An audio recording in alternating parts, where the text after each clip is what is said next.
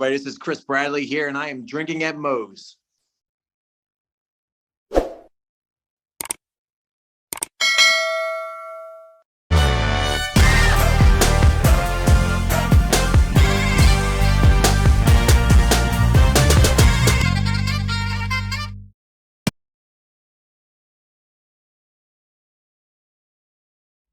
All right, everybody. Want to thank Reaper Apparel for having Drinkin at Moe's be a brand ambassador.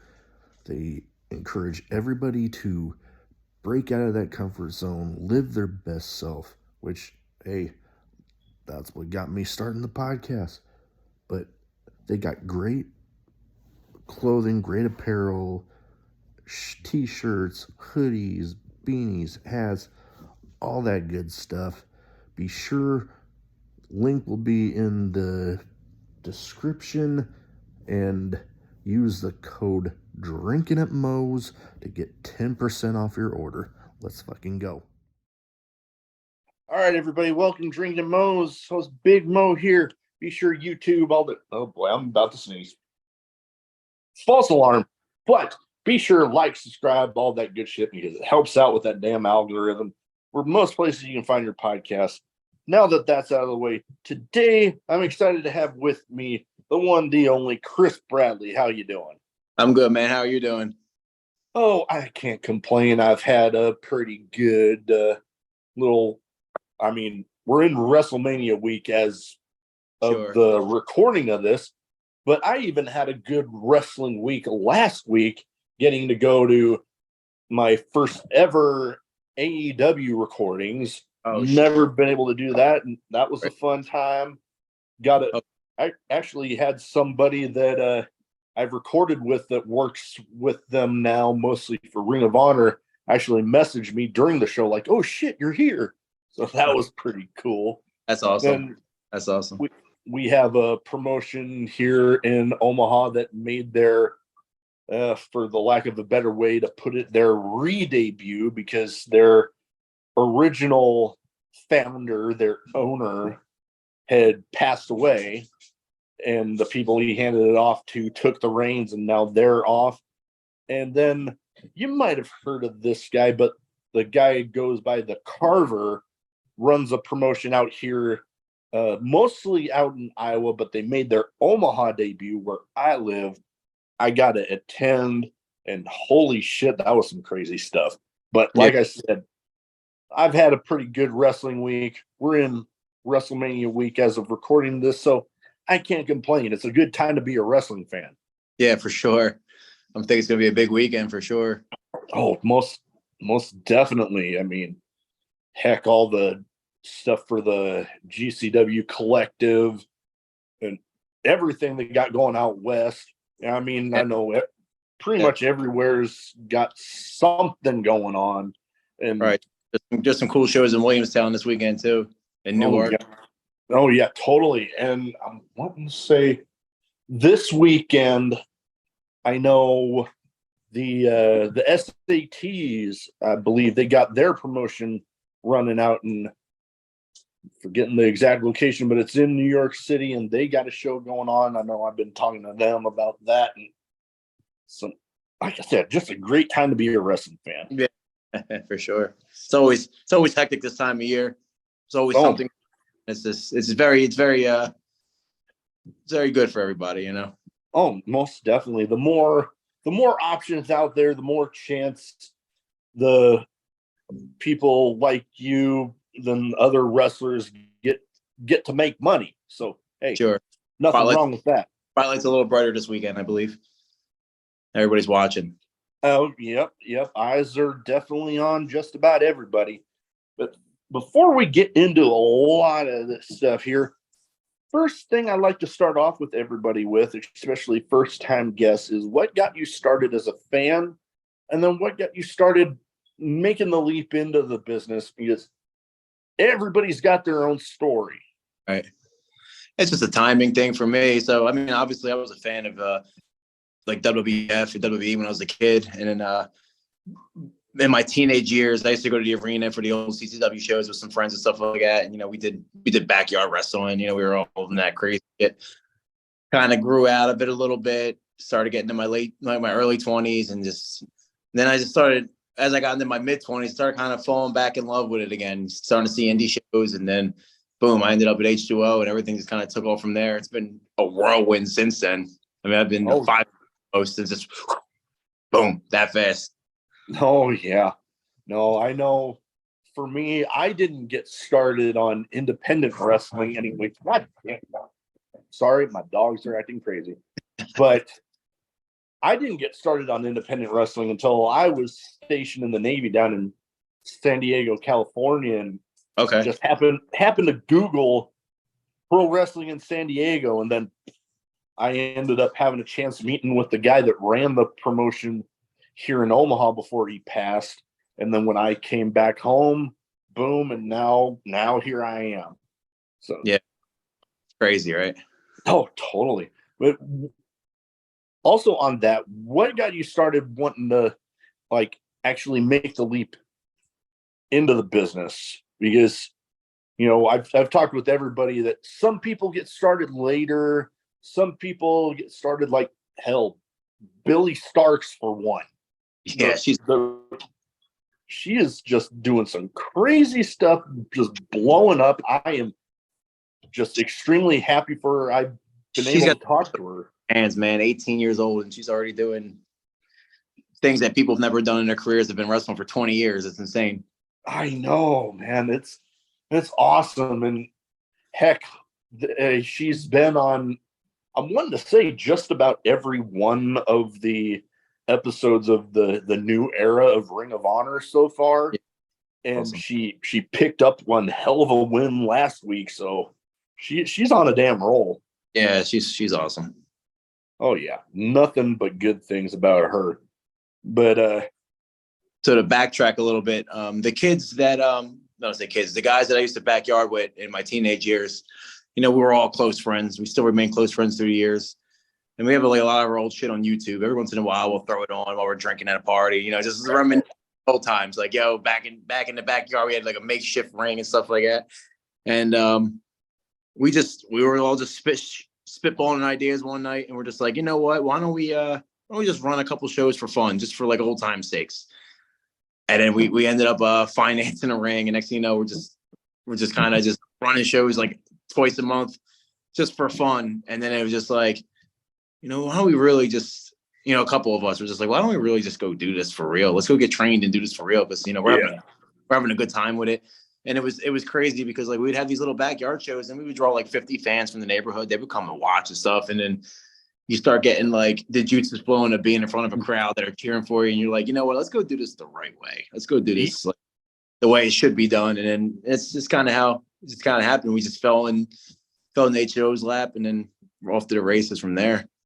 Yeah, that is awesome. And you know what? It's kind of a similar circumstance to, I talked to a good number of people, and it seems very similar to how they got started.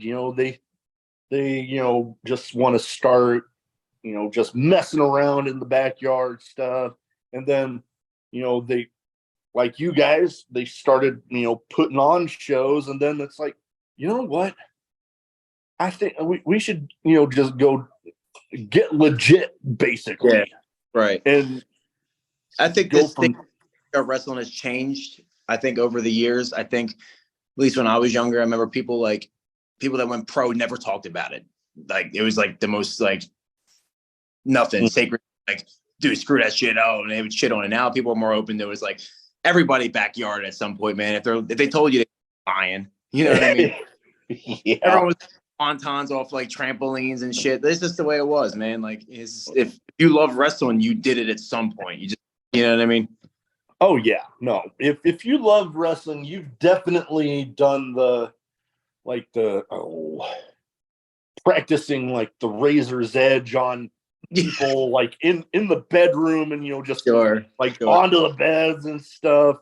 Sure. Everybody's done that at some point. I've wrestled on mattresses, park floors, makeshift rings, real wrestling rings, like throughout my whole backyard career. It's a good time.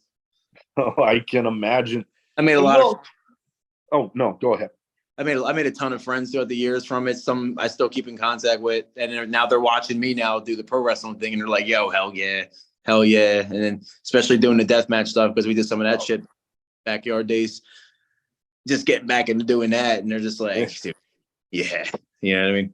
You know, you bring up a good topic that, we segue right into this that I had on later in my notes, but why not go with it? You talk about death matches. What would you say kind of goes, what does it take to be involved in death matches? Because deathmatch wrestling is a whole different animal. Right. It takes a lot. It takes a lot out of you mentally too. You have to, at least for me, in my personal experience, you got to mentally prepare your body for that, and you got to make sure you're in a good mental space. It takes a lot out of you too. And there's guys that are doing this for so long, like Matt Tremont, Nick Gage. Those guys have been doing it for 16, 20 years. It's incredible, dude. Like some of the greatest of all time, like Wife Beater, Cheers, Mondo. He went 4 years. Them guys burn out quick because it's just the way it is. It takes a lot out of you. Oh, and yeah. The way I feel about it, I feel like every time I do one, I don't come back 100%. You know what I mean? You leave a little bit of you behind. Yeah. And then you got to like recharge your batteries. So, and I know there's guys out there that do like weekends where they'll do 3 straight, like monstrous death matches. And I'm like, shit. I'm like, I've had weekends where I've done that. And it takes its toll for sure. A lot goes in. At least from my point. Oh, no, I can definitely understand that because, people don't realize that, just because I don't use the term fake because, especially with deathmatch wrestling, it's all the same when it comes to, outcomes being predetermined is a term that I like to use a little more. But especially with deathmatch wrestling, the damage that you guys take in there from the tubes, from the panes of glass, from the barbed wire, you can't fake that shit. No, you can't. There's ways to keep it as safe as possible. You know what I mean? Oh, yeah.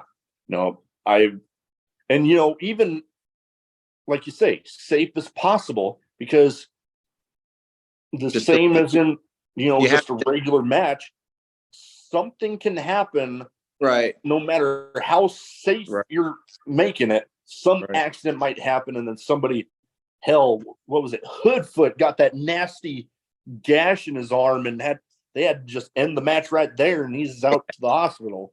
That was them not being as safe as possible. I love Hoodfoot. He's a good friend. But they went a little too far for that one.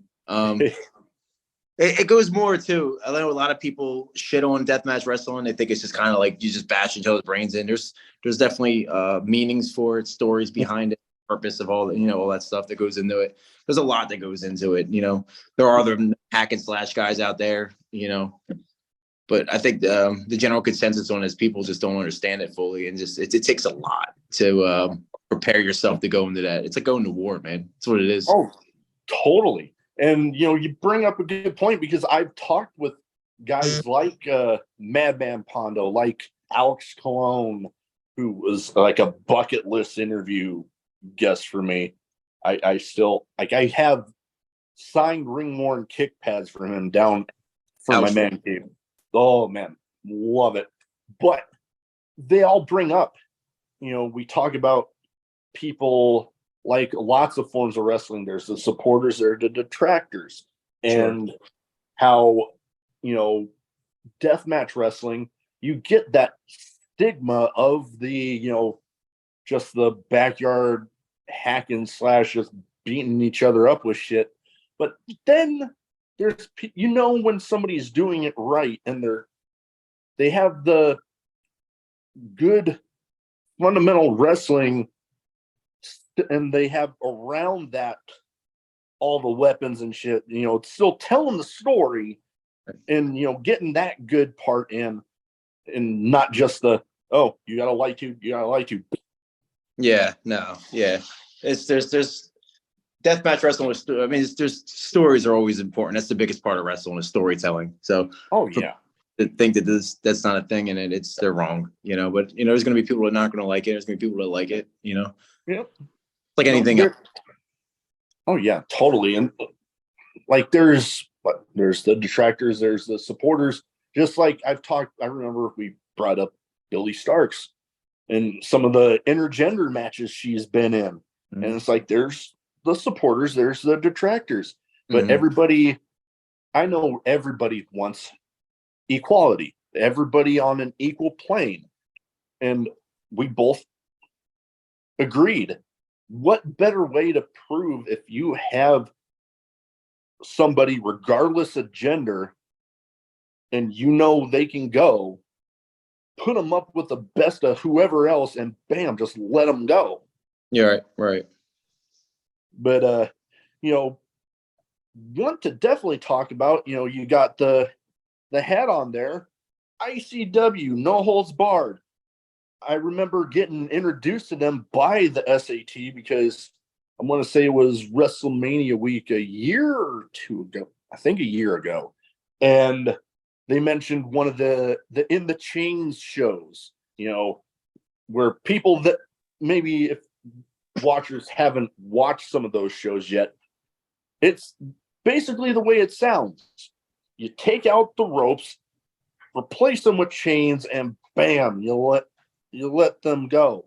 And not only that, but they've also had their basically a cage match show. They're like, was it Pit Fighter? The Pit Fighters, yeah, sure. Those shows, those are another one that, man, I've loved watching those. Those are fun. I love those. I love the Pit Fighters. I love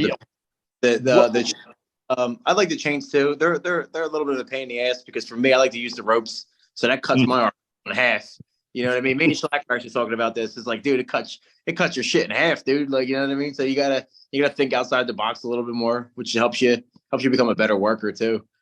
Yeah, I do love the Pit Fighters though. I have a good time with those. Yeah, I've enjoyed the ones that I've been able to watch because it's, for describing it for those that'll watch this that haven't seen it before.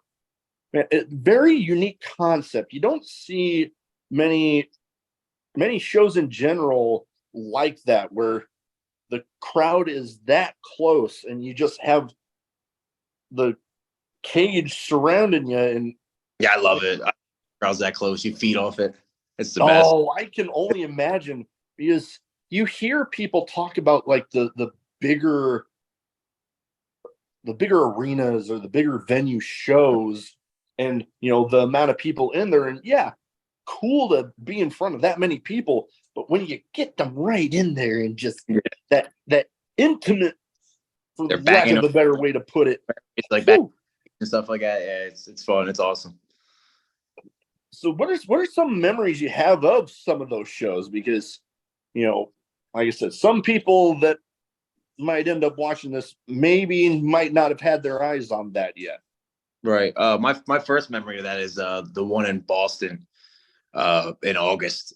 We went up there and I wrestled Matt Tremont in the Battle of the Tough Guys in the main event. I didn't know we were going to be the main event, and they dumped that on me when I got there, and I was like, holy shit. I was a little nervous, and it was my first time going out there for an ICW show, and I came out and it was just ECW vibes to me. It's what I felt from the crowd. I'm sucking it all in. And I'm looking around, and once I get in the cage, I'm looking around, and everybody's real close, like within like 2 or 3 feet from the cage. And I'm looking around, and I'm like, holy shit, this is awesome. That was a goosebumps moment. And another one when we wrestled in the Hart Ballroom. I wrestled my tag partner, Christian Ross. I remember coming out, and the way they have the lights set up, the lights are just spotlights on you, and you got everybody up in the balconies and everyone all around. And I'm just like, oh, this is awesome. That is something else, and you bring up your tag partner there. I've talked with him about coming on, so we'll see when we nail down a date for that. That would be another cool one. And you talk about Matt Tremont. Being in the main event with that man, holy. Yeah, that was big. I can imagine. It was big. After gave me like a little headbutt of approval, which is also for me was a special moment. one of the most special moments probably so far in my career, I believe. Just getting Hey. not only from your trainer, but from someone who's been dominating that genre of wrestling to be like, yo, you're good. You know what I mean? Oh, totally. That getting that stamp of approval has got a very special moment. I can totally understand you there. And, you know, bringing up Tremont, him and his promotion H2O and some of the amazing stuff they're accomplishing. I mean, Billy Starks has done great things there. You got Manders tearing things up there. What's it been like being a part of that? Because it is a relatively new promotion compared to some of the others out there. 7 years in June. That's awesome. That is awesome. You know, for independent promotions being around for that long, I mean, there's some out there that they're getting into the double digits, but then there's others that maybe a couple years, if that. Right, so, right. You know, you definitely got something going good there. Yeah, for me, there it's different than anywhere else. Obviously, Matt Tremont and Preacher trained me there, so I came up from the ranks from there. I started at the bottom. You know, we started training, and then he had his student shows that we were on. I was on for a good 9 months before I made my main roster debut. When the wrestled Blackout was my main roster debut, and then started still building steam and becoming where we are today. Me, even Christian himself too. We went from down here to we set the record for tag team championships in that building. And then we're having feuds with Schlack and Dan O'Hara, and we're doing all this shit. And now we're like, some of the main guys on that roster now, if we're going from here to there, it holds a little bit different than anywhere else. Oh, totally. And you bring up some great names there. I mean, hell, Schlack, he's definitely the type that That's my guy. That's my guy. You know what? When I sound a little nervous there, that would be more me, like being across the ring that first time, and you see that guy coming at you, and you're like, oh, fuck. It's crazy too. I love my whole feud with him, and after I'm out, like I'll wrestle Schlack every day. I don't care. And they're like, "Are you crazy? Are you nuts?" And I'm like, I don't know. I guess I'm different. I love it. You know what I mean? It's just great chemistry every time. Hard hitting. It's like two bears. Just you know what I mean? Like it's for me. I love it. I'm excited for the one I got this weekend. I'm wrestling Remington Roar. I've heard good things about him. So I've heard good about him too. I feel like it's going to be that kind of match on Sunday. Oh yeah, no, the bits that I've been able to see of him, I can definitely see where you would say that. Definitely, like a big boy. So definitely a shot of me. So I gotta respond. No, yeah, no, I'm definitely hoping to reach out there. My April filled up a little quicker than I anticipated. So I'm already having to look into May for recording, so I'm like, damn. Good thing. Oh yeah, no, I'm not complaining one bit. So get that there. But we talked a little bit, about it's WrestleMania week. There's lots of stuff going on. What are some of your Mania week plans? This week, I don't have too many plans. I have like 2 or 3 shows this weekend. Potentially ICW, Ruthless Pro Wrestling. Then I'll be at H2O on Monday. Other than that, I'm just going to lay low. You know what I mean? Oh, I'll dig into it. You know what I mean? I want to see Cena in Theory. I'm excited for that. Roman and Cody. I'm excited for that. Oh, I gotta agree there. I'm definitely excited for that one. Out west this year, and maybe next year I'll head out to WrestleMania weekend. This year, going to keep it low key. Hey, nothing wrong with that. You hear about some of the schedules some guys keep, going down there and being a part of all that. Holy crap! Sometimes multiple shows in one day. Yeah, and you figure in hell, especially this year, Hollywood. They're in LA. LA traffic, trying to get around to different parts of town, multiple shows in a day. That's going to be nuts. It's going to probably be bonkers. And my boy Marcus Mathers has a schedule like that, man. He wrestles nonstop. He's bouncing. He'll go from Chicago to Alabama, back to Jersey. Then he's in Boston. I'm like, dude, I don't know how you do it, man. It's a lot. It's a lot. Oh, yeah. Another guy. Cars for time too. I'm not a big fan of that. Yeah. No, so, I know another guy that I've talked with about potentially coming on, who you bring up crazy schedules, and with him, John Wayne Murdoch. Okay, yeah. The guy's a damn machine with a schedule he keeps. It's funny you say that, because every time I see him, I walk up to him, I'm like, dude, you're a fucking machine, dude. You're a machine. Excuse my language. And he's just like that. And thank you, man. And I'm just like, I'm watching stuff. Like, he goes 120% every time. Yeah, every single time. And man, I love watching his stuff, so I'm not complaining one bit. The more I get to see him, the better. He's entertaining too. It's so underrated about him is he's such a good. Like the last show he did, he came out dressed as Danny DeMano, and he did it to a T. He came out, did the whole thing. It's such good stuff that he does too, on top of his. Oh yeah, totally. He's a total pack. Oh yeah, no, he definitely knows how to entertain the crowd. Well, yeah. I have two categories here. One's a bit of a name game, then others some random questions. I never know what until I'm literally putting together my notes. We'll start off with the name game here, where I try to kind of theme it towards the guests as much as possible, and going on social media and seeing who like Facebook, who we're mutual friends with, and just seeing, okay, let's see this person. That's a lot how it goes sometimes. First one kind of brought him up a little bit, tearing it up in, all over H2O, GCW, the one, the only Manders. Okay. And you just give me your thoughts on the people. Okay. I mean, I love Manders. He's a good dude. He's a phenomenal worker. I've got a chance to work him 2 or 3 times. Always good vibes with him. Easy guy to work with. One of the nicest guys I've ever met in the business. I personally love the guy.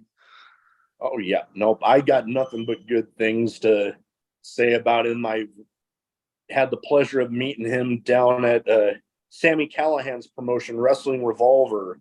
Been to a couple of their shows, and first time I actually got to meet him at one of their shows, I ended up getting him rolling, laughing, because the guy next to him was talking about my beard, and then asking about like, oh, how long are you gonna take that? And I joked with him like, yeah, I'm not shaving it, because me, no facial hair and bald. My head looks like a penis. You know what? I didn't even know you were bald underneath that hat. So that hat does you justice.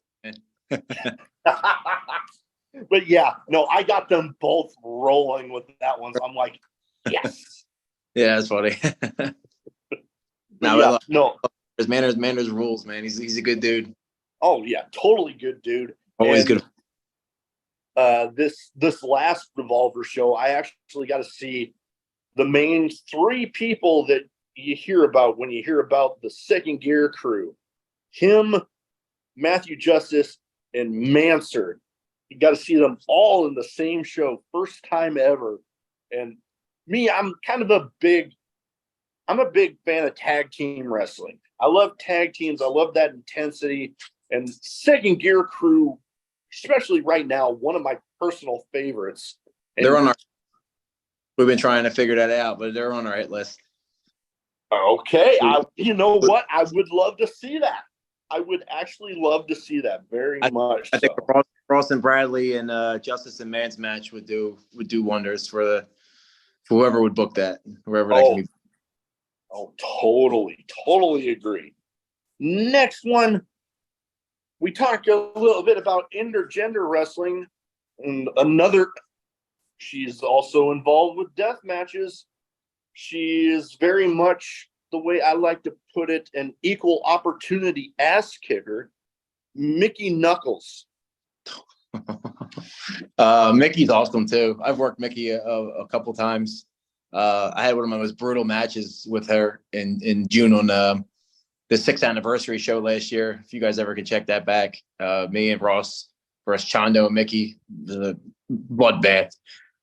She's tough as nails, man. She's tough. She's tougher than most of the dudes I know, to be honest with you. So I don't think anybody's ever judging her based on her gender. Oh, that would be true. And anybody that would make the mistake of ever doing that, they'll be eating their words soon thereafter. Headbutt coming for you. Oh, no, that is true. That is true. She's tough. You know, oh God, there is no doubt about that. We kind of brought up this guy a little bit. I hope you somebody I don't like. I want to shoot on somebody. Okay, huh? You know what? Because we haven't really talked about some of it. I don't know this until I just name off some names. So no, I know. But we talked a bit about, you had a feud with this guy, Schlack. He's a close friend of mine. Does all my tattoos for me. I go to him for advice all the time. He's another one. He's a good dude. He's it's funny because people look at him and they probably have their own judgments on the kind of guy he is. He's really a fucking good dude, especially if he's your friend. You know, maybe if you're not his friend, good dude. But you know, if you're his friend, you're solid. You know.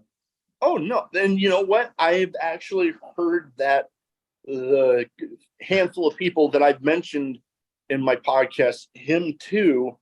And he's the paisan too, so we got that. You know, we got that Italian blood in us. Stick together. You know what I mean? Oh yeah, gotta stick together. But yeah, I hear lots of good about him, and about how everybody says that he has that vibe. You know, if he considers you one of his friends, he's got you. You're good. Yeah. And if you're not friends, then you know, I guess you're out of luck. Very, very true. He definitely comes across as a guy you don't want to get on the bad side. So you got a pack. How do you feel about Rogers right now? I'll say this, because as of right now, it doesn't. All the signs are pointing towards that deal happening. It's not a done deal yet, but I am, as much as I've been a lifelong Packer fan, I've been a Rodgers fan, even through some of the craziness recently. Yeah. I'm just like, you know what? If he don't want to be there, let him go. Yeah. I'm done. It's getting to that Brett Favre level now. And you know what? I actually talked shortly after. I think it might have been a day after he broke the news on Pat McAfee's podcast about wanting to go to the Jets. And the person asked me, so do you think the Packers and the Jets got something going on there? Because, you know, first Brett Favre leaves, goes to the Jets. Now Rodgers leaving, go to the Jets. And he's like, man, if he goes to the Vikings after that, I'm like, you know what? Then I'm going to know something's up, because that is just too damn weird of a coincidence. You know what? Honestly, I wouldn't put it past Aaron Rodgers, man. He's goofy, dude. So I could see him doing some crap like that. I could see him pulling some stunts. I think them sending him to New York is them just kicking him out of the conference. You know what I mean? They're not going to deal with him. Out of sight, out of mind type thing. Yeah, you know what? I hadn't really thought that much about it, but you know what? I can see that being the case. Because I think originally, not to get sidetracked too much, but I think when Brett got traded there, I don't think he really wanted to be there, but I think they just wanted to get him out of they didn't want him to go to the Vikings at all, for sure. I think that's where he wanted to go. They were never going to do that. It just, we'll see you later. We'll see you once every 4 years if you hang around. You know what I mean? No, definitely. So, yeah, like I said, and hell, I love talking about more than just wrestling on the show. But yeah, when it comes to that whole ordeal, I'm just ready for it to be done. I'm an Eagles fan, man. Now I'm still in pain, dude. So. Oh God, yeah, Yeah. that was He just holding that. oh, There's a bunch of things there. And you yeah. know what? You know what? I'm not mad that the call was made. It was the correct call. But what I am upset about is that exact type of play happened about 6 times throughout that game for both sides, and they let it go.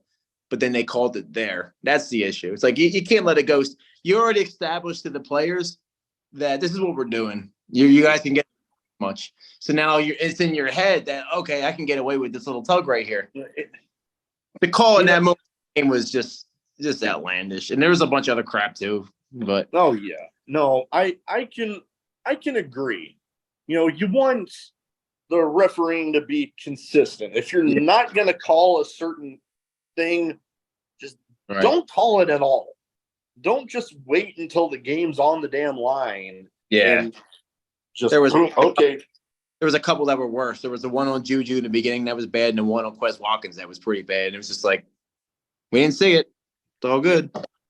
Yeah, no, I definitely remember. I mean, hell, when it comes to Super Bowl, I'm just happy I have a job where I work days and I don't work weekends anymore. So I don't have to worry about if I have that weekend off or not. Yeah. Because the last job I had before the one I had now, I only got every other weekend off. And I think the entire time I was there, Super Bowl weekend, I only had that off one time in the entire 4 years. Wow. Yeah, if my Eagles are in the playoffs, I'm watching no matter what. I'll cancel bookings. I'll do whatever it takes, especially the Super Bowl. I will not be wrestling the night the Eagles are in the Super Bowl. You wouldn't get a good match out of me. My mind would be on something else. Oh yeah. This wouldn't be. Oh, totally. I'm the same way whenever the Packers actually make the playoffs. And you know, circling back to the Aaron Rodgers stuff, I actually got to attend my first ever game at Lambeau this last season, the last game of the season. And, you know, it's just weird for me thinking that my first ever game at Lambeau is quite possibly Aaron Rodgers' last game as a Packer. Right. That's crazy. Yeah, it was definitely crazy. Even crazier too, that like, you know, just the last thing I'd say on this is like, since I was born in 91, so I'd say about 92, you guys have 2 quarterbacks. I know. And I'm like, it's 2023. You guys get miles out of them quarterbacks for sure. Oh, it's good, and he could give you that kind of run too. Oh yeah, it's definitely crazy thinking about that. You know, going back to literally 92, the Packers have had 2 starting quarterbacks that entire time. When the Browns 30 in 10 years. I know, right? It's nuts. Well, going back to the name game, a guy that I actually just released his episode yesterday. He has a big show this weekend for the SAT's promotion. Wrestling Is Now. Joey Conway. Okay. I know him. He's a cool dude. I've met him a couple times. I was just on a show with him a few weeks ago at what's the name of the promotion? Don't do this to me. NYCW, I think it was. NYWC? NYWC, sorry. My mind went blank. Yeah, NYWC, Psycho Circus. And I met him a few years ago at a TOS in Atlantic City. It was during the COVID era when they had the TOS outside in that sand lot. And I met him, and we hit it off. We were drinking, you know, having a good time. And I've seen him there again, you know, have a shot in the back. Good dude. I like his work. I like what he does. Oh yeah, I'm definitely excited to see how stuff turns out this weekend. For good to hear he's getting a good opportunity like that. Oh yeah, I mean, there was an opportunity in the match that he had. It was going to be a 4-way match where we talked about him being excited about this guy being in it, but Chavo Guerrero was supposed to be in the match, but something happened. You know, they always say card is subject to change. Something happened. It's a triple threat now, but it's still a pretty damn stacked show, and he's getting an opportunity to showcase himself there. So that's awesome. You get to be in a locker room with all them talented people and stuff, pick everybody's brains. It's just, it can do nothing but good for you. Oh, no, totally agree. Now, I mentioned my random question category. I literally only have 2 questions on here that I keep on every time. The first and the last one. Okay. Everything else, I don't know what I'm going to have on there until I'm putting together my notes. I give the question, you give me your thoughts. First one I love asking, craziest in-match moment. For me or just in general? For you. Craziest in-match moment. I would say the finals of Matt's the tag team deathmatch tournament in May, the TMT too. I was climbing to the top of that 14-foot ladder gimmick. I don't know if you've seen the spot. Dan O'Hara's laying down. He has about a bundle of like 16 tubes on him. I do. I remember seeing him.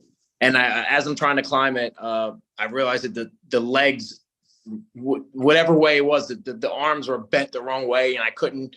And I was trying to have people hold it, and they were holding it from outside the ring. And I'm climbing up, and I'm like, this is sketchy shit. And I go to jump off, and it kicks out.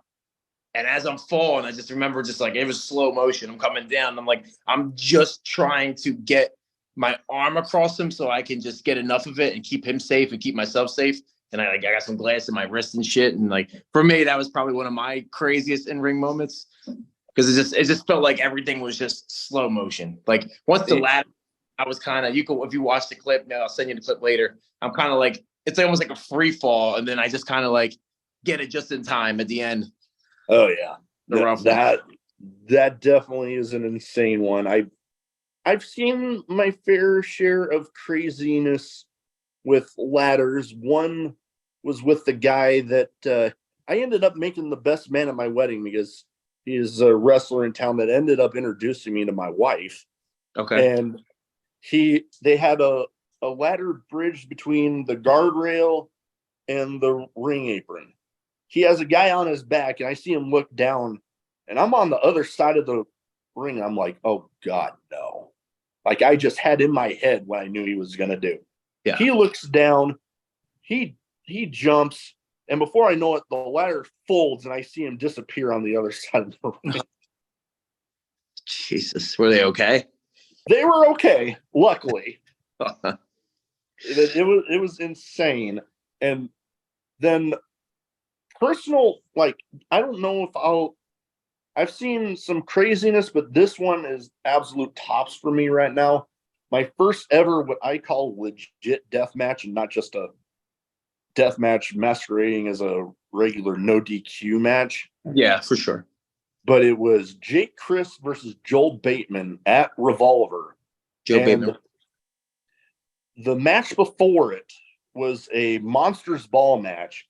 There was like thumbtacks and all sorts of shit already throughout the ring. They were coming in to clean it up. Jake Chris runs in and is like, fuck this, leave it here, let's go.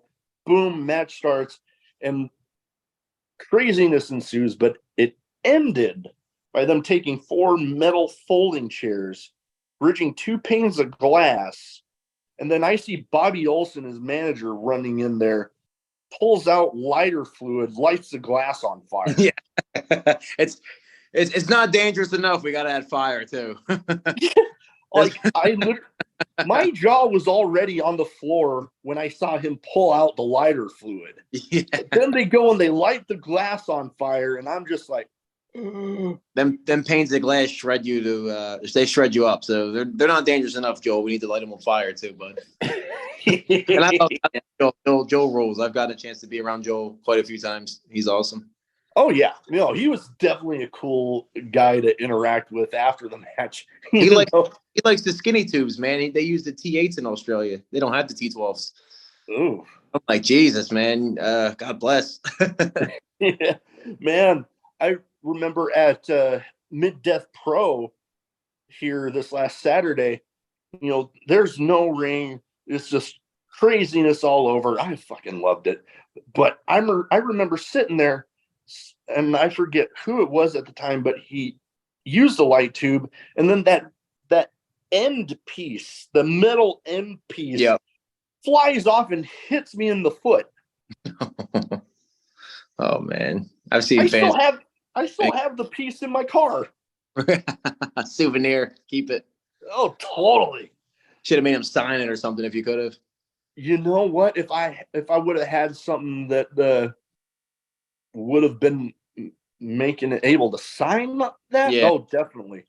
Although, you know what? I already got one thing from the show signed.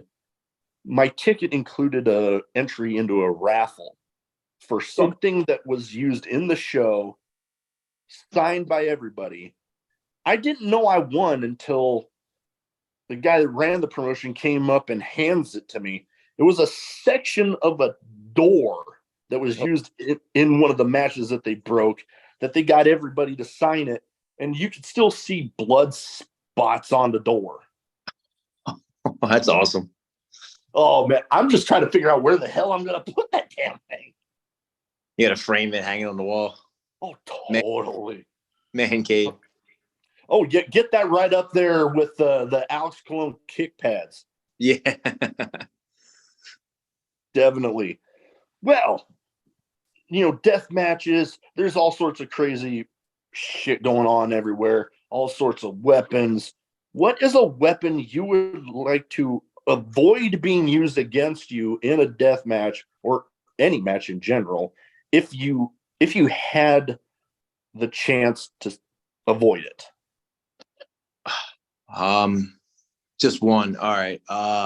Or a couple if you want. I'm not a big fan of razor boards or pigeon spikes. I know Marcus Crane used to love those, but I can't get down with the pigeon spikes, dude.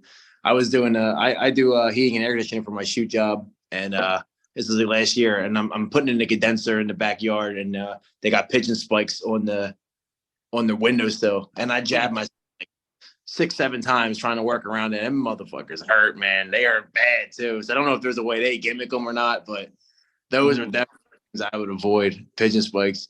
Not too much of a big fan of the razor boards either. Oh yeah, no, but the straight razor guys. Yeah, they it kind of goes along with the what people say with the differences between barbed wire and razor wire. The razor wire, you get that, and it's just like razor wire. No way. It's got that sharp. No, you're die. You'll die. Yeah, no. One weapon that it kind of took me by surprise a little bit when I heard this, but then again, when he explained it, it made sense. Alex Colon brought up toothpicks. They suck.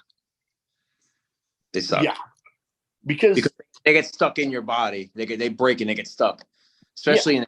I took them in the head before a bad decision, and you're just picking out little pieces and shit. And if you have long hair, it's not a good time.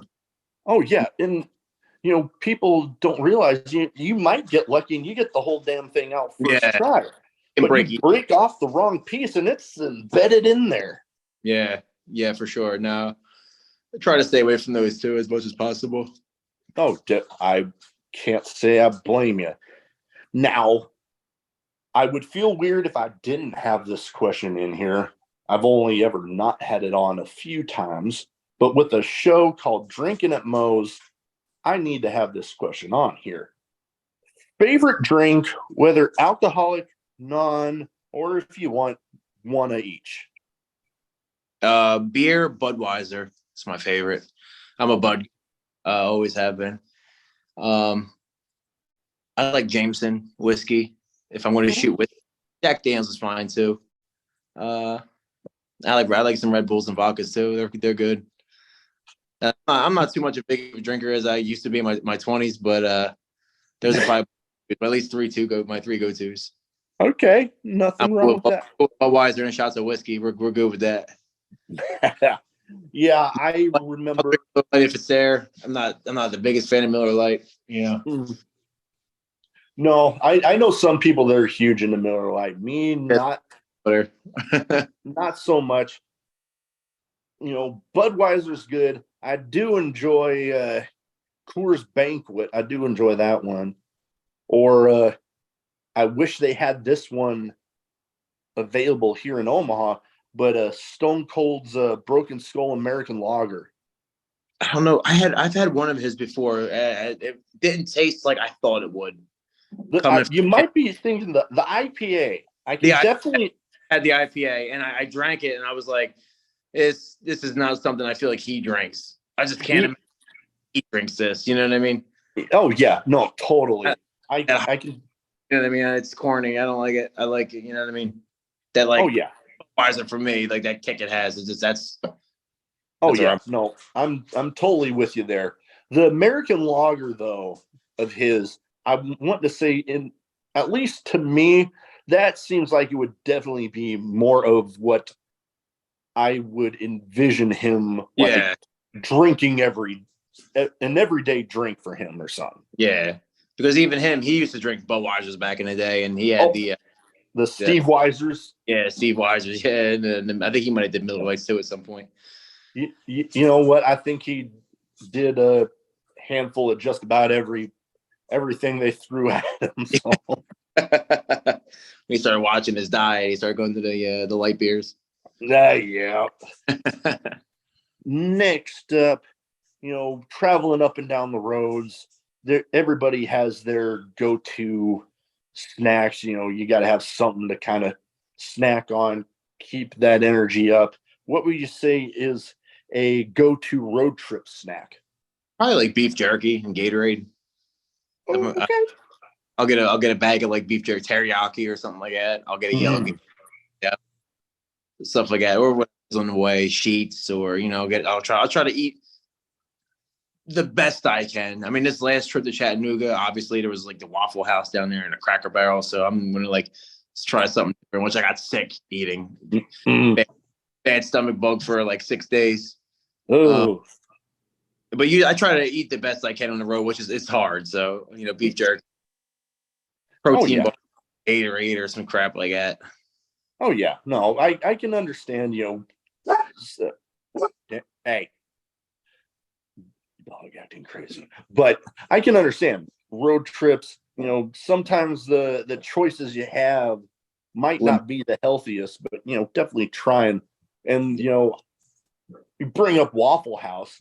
I like to think that professional wrestlers, and me being a veteran, I've heard this joke used in both communities, that you aren't a real veteran or you aren't a real professional wrestler until you have like a 2 a.m. drunk Waffle House story. Well, I have a 2 a.m. drunk Waffle House story, but it wasn't anything cool. We were just kind of sitting there talking about this bracket we made up for the greatest wrestlers of all time. Nothing crazy happened. It was me, Matt, Danny DeMano, Christian Ross, Tommy Vendetta. We're all just kind of just BSing and shit. Mainly just me and Matt. I'm asking him.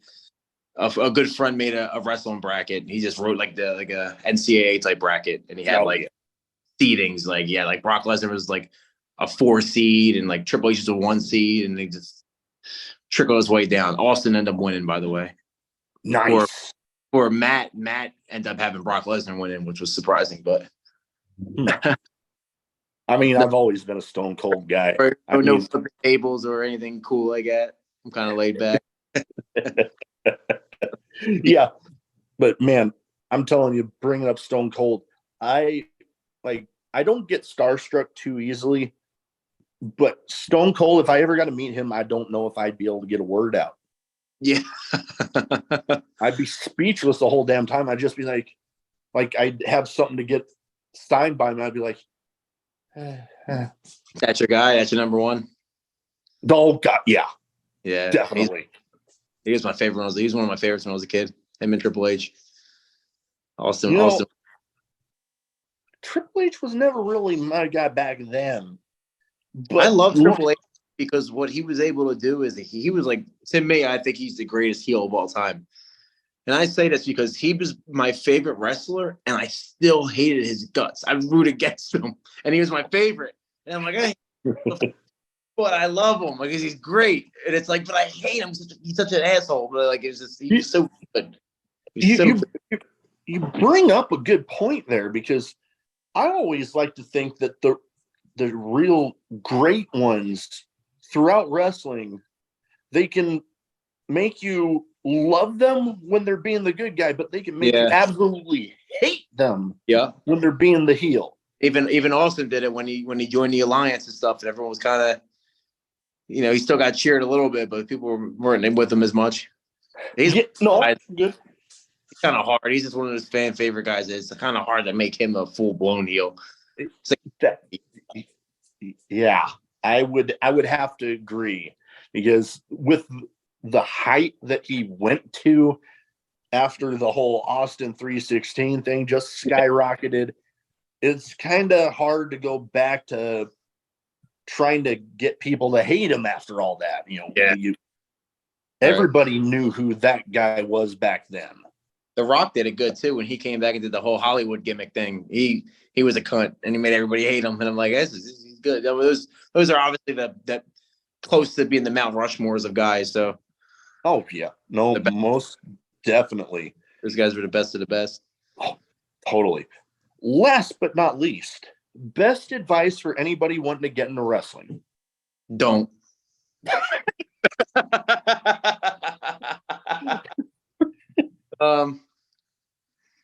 Keep your mouth shut, your ears open. It's a tough business. There's a lot of shit in it.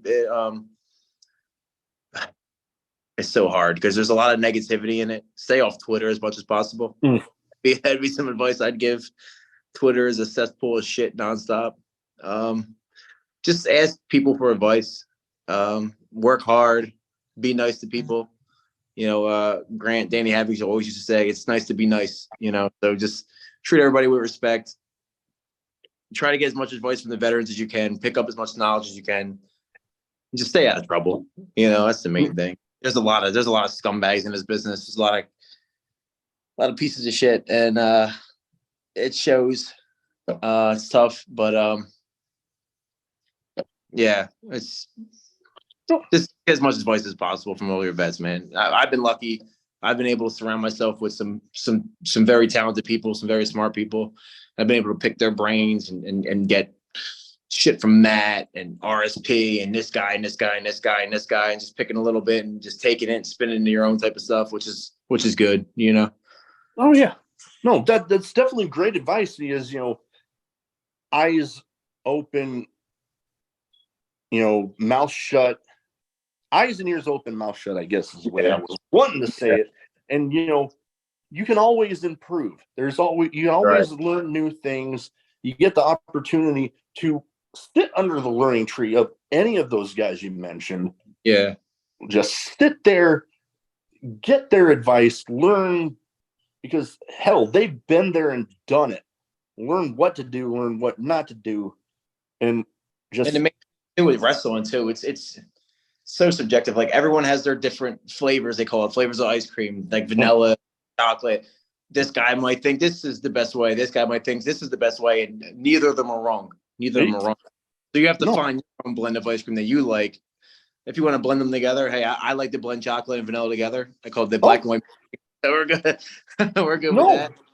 Most definitely. And it's what I've took with multiple jobs that I've had. It's like everybody has their own way of getting stuff done. Yeah. And there's nothing wrong with taking little bits from everybody and molding it into how works best for you to get it done. Right. Very much in that mind with wrestling, Matt Tremont might have one way. RSP might have one way. Mold the both of them together with what you learn, and bam, there you go. Right. Yeah. Oh, hell yeah. There's a bunch of other guys name that, I've learned from or gotten advice from, and I still carry with to this day. But yeah, it's just it's a tough business, man. There's a lot of crap in it. You just gotta try to stay positive. It's easy to get down. I mean, the highs are highs and the lows are lows. So it's a constant grind too, not just physically but mentally as well. So you gotta be prepared for everything, you know. No, totally. You know, it's not an easy business. There's people that don't make it very long. There's people that make it their entire lives. You just got to go in knowing that it's indeed what you want to do and just stick with it. It's like a roller coaster, man. You could be here. But a guy like Cardone is up here, got knocked here. Now he's back up here again. You know what I mean? Because he did it himself. He made his own way. Like he said recently too, back in the day when people would leave the WWE, they would go to the Indies and change their name and die. And obviously he didn't do that. He's probably made himself bigger star than he ever has been, you know? It goes to show too that you don't need one place to excel in this business. You can go to multiple, you could do it on the Indies, you can sign a contract, you can do it multiple different ways. It's not just one place is the end all be all, as I feel like it used to be back in the day, you know? That is true. That is very true, because I mean, there's been multiple people throughout wrestling recently that have proven that, yeah, a goal might be to have a big contract, but just because you get released by whatever contract doesn't mean you can't make it out there on Indies. Just look at hell, the Young Bucks clear up until their time with AEW and New Japan. They were out there grinding on the Indies and they made damn good money. Right. Fans everywhere. It's all you yourself and build yourself up and brand yourself. Totally. You always got to look at it, you know, sometimes you just got to bet on yourself. And 100%. Because hell, you got to want to have yourself to be your biggest supporter, your biggest belief, because if you don't believe in yourself, then the people you're wanting to be out in front of, the people you're wanting to book you aren't going to do it. Right. 100%. Definitely. Well, that is about all I have. I'm looking like my dogs are wanting outside, so I will get wrapped up here. But first, where can people find you social media wise? So if they don't already have their eyes on you, they can go ahead and get them there. I believe Instagram, Chris Bradley Chris Bradley _5. And then Twitter, I think it's just @ Chris Bradley. Okay, we'll get all that in the description of both YouTube and podcast.